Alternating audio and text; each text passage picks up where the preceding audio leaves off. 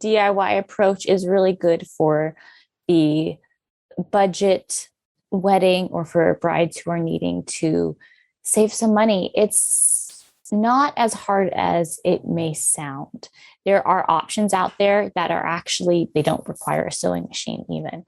So I do have some patterns on my website. And the reason that I started offering that was because I was having a lot of brides that I just could not help and could not work with because they had a really, really limited budget.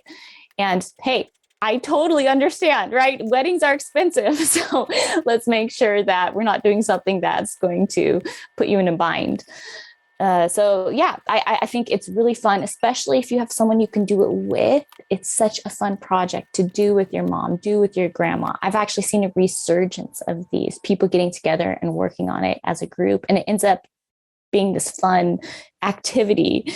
And you're able to say on your wedding day, hey, do you know, like, hey, I made my veil, and get some applause for that.